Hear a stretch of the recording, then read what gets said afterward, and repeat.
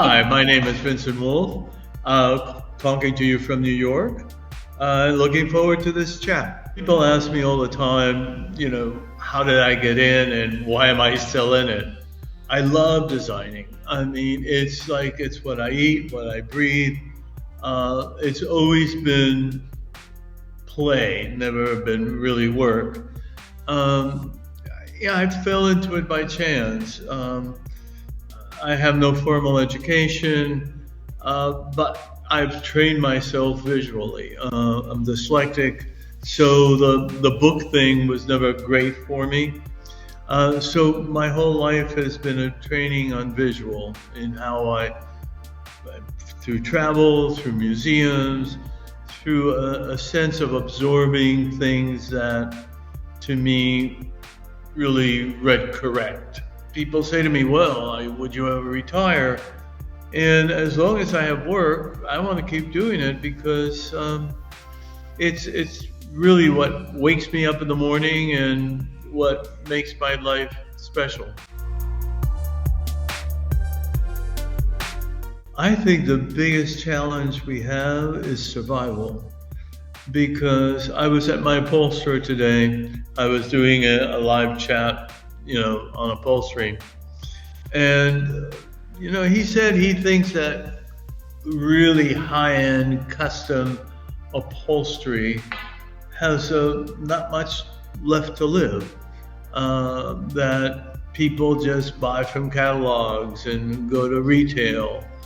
And there's no sense of a custom quality to it, which to me speaks to me of what designers are demanding for themselves and what designers feel do they want to present to their clients. So I think that's a problem. Clients are now accustomed of walking into a retail store or looking at catalog or walking into showrooms. In the sense of customize, couture of interior design, I think it's fading away. There's 100 coffee tables. Why should I design one? How do I design one? Where do I have it made? I don't know. I'd rather go on a website and find it and place it on the job. And what that speaks of is jobs that are getting less and less individual and more literally mass produced.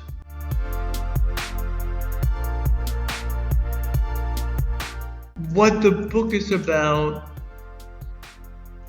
is 5 sections. Each section talks about how do you change your lifestyle. How do you deal with art and, not expose art, but display art. My loft, how I live, and what my approach was to that. How do you take spaces and reallocate spaces within an environment and make it change? How you take a traditional house and make it still look traditional from the outside, but contemporary from the inside. In the book, they're clients that I have worked for 35 years, and then they're new clients that I had not worked with before. It's, I think like in life, there's certain clients that you come together, you work, you give them what they need, they give you what you need, and then you move on. And then there are clients that, you have a simpatico with each other and you become friends. I photographed the whole book. It's the 5th book that I've photographed. Photographed for magazines, newspapers.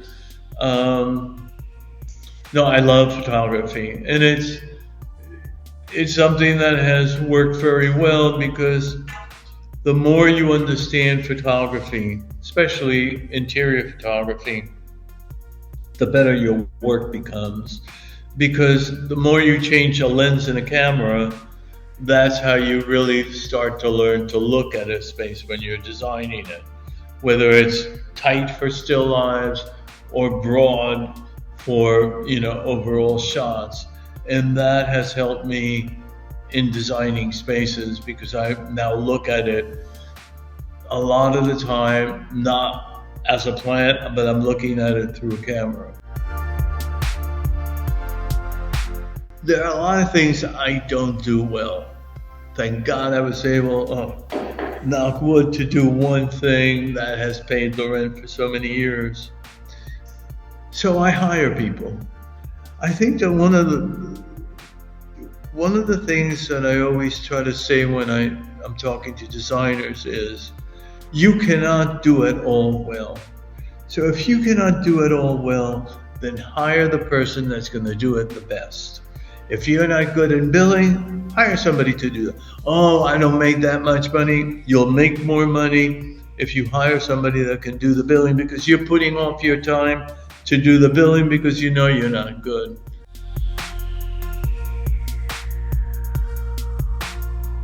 I'm messy. My partner always said, look at that, you left dishes in the sink. How can you leave dishes in the sink? And, I don't believe in perfection.